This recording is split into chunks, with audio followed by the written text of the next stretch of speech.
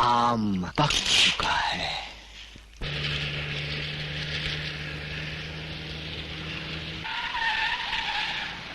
अन्नदाता कृपालु अभी तक आया नहीं वो कमबख्त। आवेगा। तुम नहीं जानते छेदी उस आदमी से मिलने के लिए मैं कितना बेचैन हूँ, जिसकी वजह से वो जमीन हमारे हाथ से निकल गई। एक बार उसे देख लूं तब ये तय करूं कि उसे किस भाषा में समझाऊं कि दुर्गा दास जेठिया से टकराकर आदमी सिर्फ टुकड़े टुकड़े, पाश पाश और रेजा रेजा ही हो सकता है। तुम तो कहते थे वो हमेशा ठीक वक्त पर आता है। हजूर आता ही होगा, अभी गड्डी में 1 मिनट बाकी है सरकार। अबे 1 मिनट में क्या आसमान से टपकेगा वो? अन्नदाता राजा कह रहे हैं उसे, कभी आसमान से टपक पड़ता है, कभी जमीन के अंदर से निकल पड़ता है सरकार।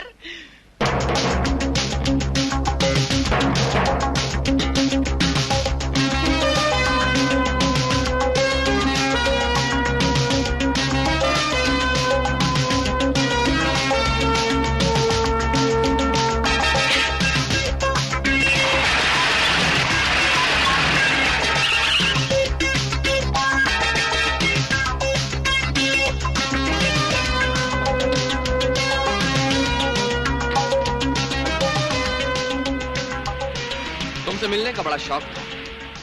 देखना चाहता था वो आदमी कैसा है जिसका नाम पुलिस और कस्टम दोनों की वांटेड लिस्ट में सबसे ऊपर है। वांटेड होना अनवांटेड होने से हमेशा अच्छा होता है दुर्गादास। बातें भी अच्छी करते हो। मैं फजूल बातें छोड़ो, काम की बात करो। माल कहाँ है? दाम कहाँ है? माल दिखाओ, पसंद आया तो दाम दिखा दूंगा, अगर नहीं पसंद आया तो। कोई दुर्गादास जेठिया से ऐसे बात नहीं करता। No never.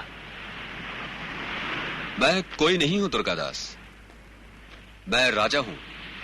8 करोड़ रुपए का नगद माल खरीदने वाला राजा। हम जैसे लोग अपनी मर्जी से ही बात करते हैं।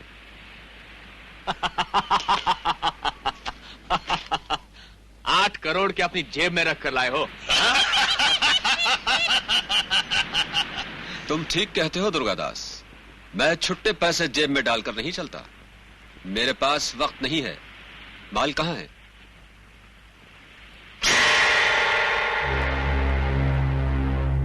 यह आदमी मुझे अच्छा नहीं लगा दुर्गादास। अगर तुम मेरे साथ धंधा करना चाहते हो तो इसको मेरे सामने से हटा दो। ये मेरे भरोसे का आदमी है राजा। होगा, लेकिन इसकी सूरत मैली है।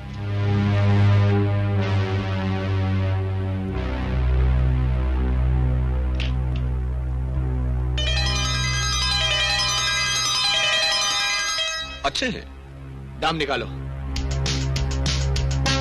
लो, तुम्हारा दाम आ गया।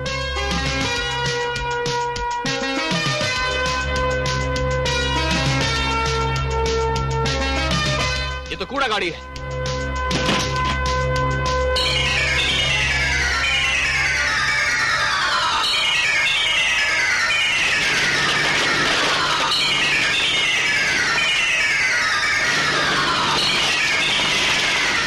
इससे बदबू आ रही है। काले पैसे से बदबू ही आती है दुर्गादास। संभालो अपना कूड़ा।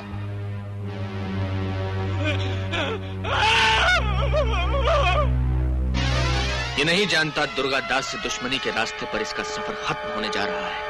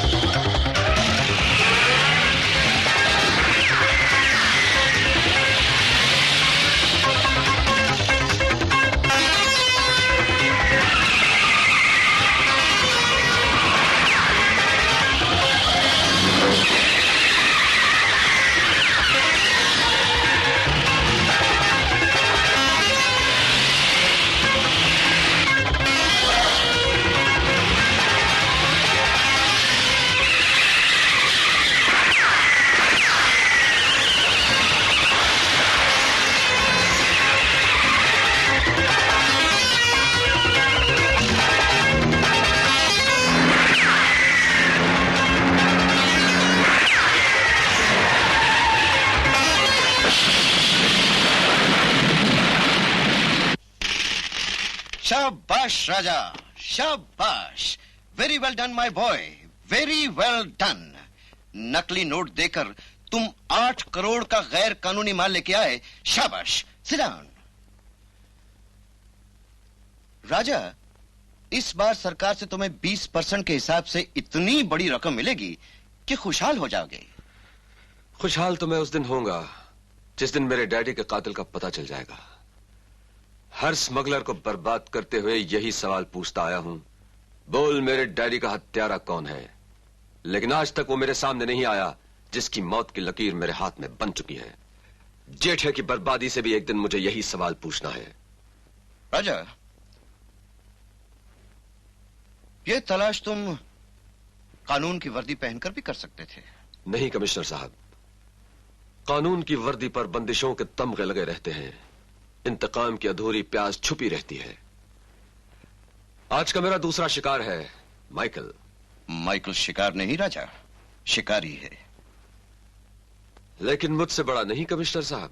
वो बदमाशों के अड्डों पर तूफान की तरह आता है और बर्बादी छोड़कर आंधी की तरह चला जाता है। राजा, लगता है माइकल को किसी की तलाश है। और मुझे माइकल की तलाश है।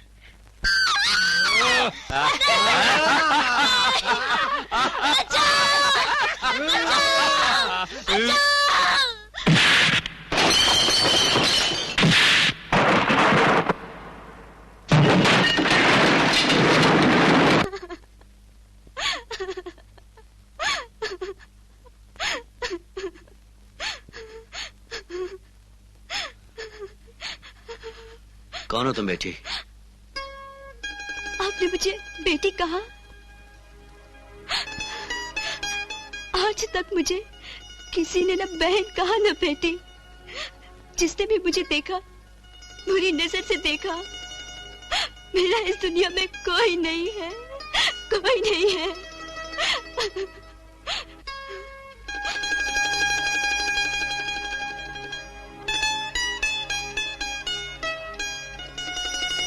क्या नाम है तुम्हारा? टेरेसा।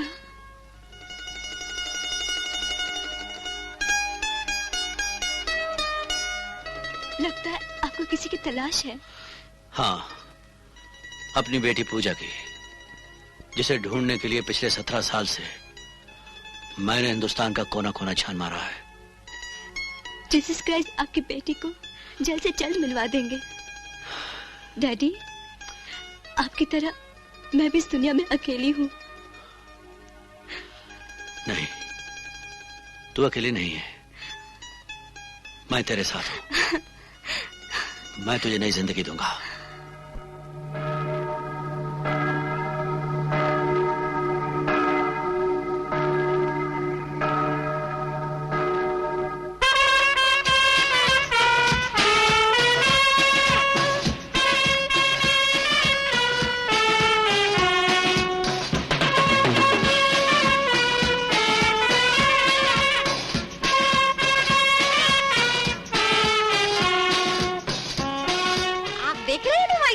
आपके आश्रम की लड़कियां कितनी खुश हैं।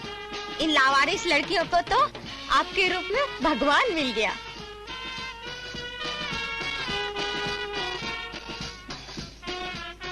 पापा, एक बात बोलूं?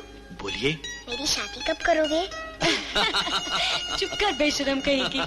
हम अपनी बिटिया की शादी बड़ी धूमधाम से करेंगे। आतिशबाजी होगी, बैंड बाजे होंगे, भांड मिरासी होंगे। डैडी,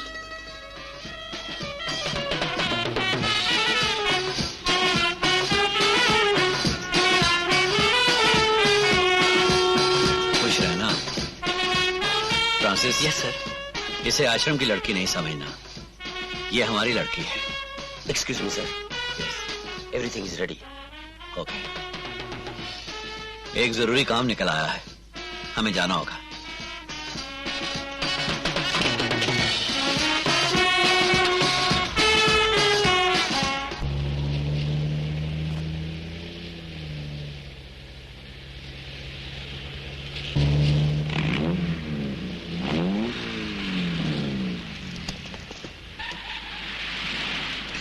आइए। सब तैयारियां हो गई? हाँ साहब। इस बार पुलिस का बंदोबस्त बहुत कड़ा है भाई। अरे पुलिस का बंदोबस्त तो ऐसा कर दिया है कि ना पूछिए। बस यूं समझ लीजिए कि जैसे आज शहर में पुलिस है ही नहीं। ऐसा क्या जादू कर दिया आपने? दरअसल आईजी पुलिस की जान उसकी नवासी में है। करीब 5 साल की होगी। मैंने उसे उड़ाकर आईजी को फोन कर दिया है कि अगर आज रात को हमारा माल खैरियत से उतर गया तो तुम्हारी नवासी तुम्हें वापस कर देंगे, और अगर न उतरा आइंदा अगर ऐसा बंदोबस्त किया तो झांपड़ नहीं गोली मार दूंगा। पुलिस से हमारी पुरानी लड़ाई चल रही है, लेकिन मैं उनकी बेटियां किडनैप नहीं करवाता। लड़की वापस कर दो।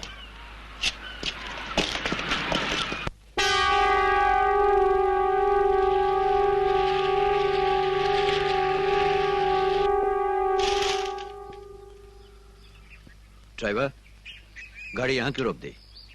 इसलिए कि सौदा करने के लिए ये जगह एकदम महफूज है। राजा तुम? अजी राजा तो आप हैं, हम तो एक मामूली से खरीदार हैं। किस चीज के खरीदार? उस सोने के बिस्किट्स के जो आपकी सीट के नीचे रखे हुए हैं। तुम्हारी नजर की दाद देनी पड़ेगी, जो माल को 7 पर्दों में भी पहचान लेती है।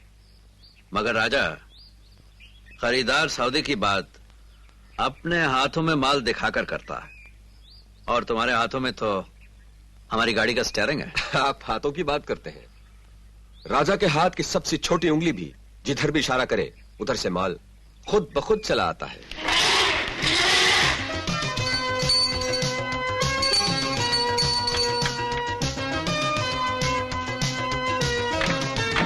आप व्यापार के हाथी हैं और वो है लक्ष्मी का वाहन, यानी लक्ष्मी की सवारी।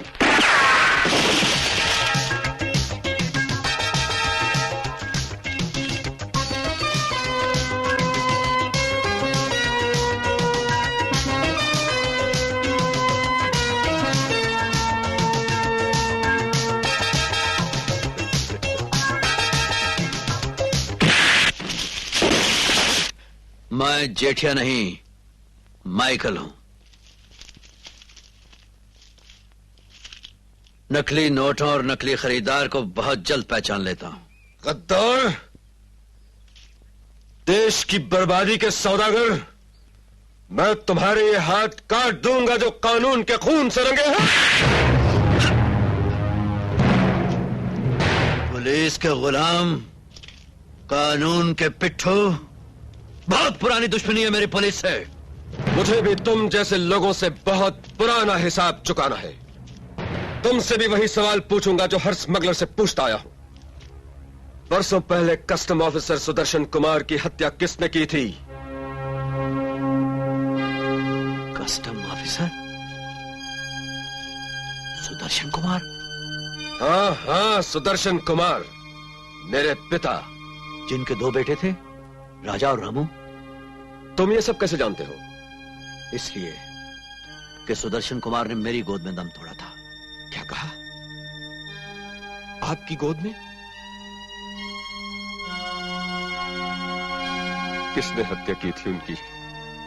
ये वही लोग थे जिन्होंने मेरी पत्नी और मेरे बेटे को मार डाला। मेरी बेटी को उठाकर ले गए सिर्फ इसलिए कि मैं तुम्हारे पिता के कातिलों को कानून के हवाले करना चाहता था। ये हाथ किस पर उठ गए? उस पर जो मेरे पिता के खातिर अपना सब कुछ खो बैठा। मुझे माफ कर दो माइकल, माफ कर दो। माइकल नहीं, मैं गौरी शंकर से माइकल बन गया हूं, स्मगलर बन गया हूं, चोरों के घरों में अपनी बेटी को ढूंढने के लिए। गौरी शंकर? नहीं राजा, मुझे माइकल कहो, मुझे इसी चोले में रहने दो। माइकल, हम दोनों एक ही रास्ते के मुसाफिर हैं। तुम्हारी बेटी और मेरे भाई को ढूंढने के लिए, उन कातिलों को खत्म करने के लिए आज से हम दोनों शान ब शाना चलेंगे।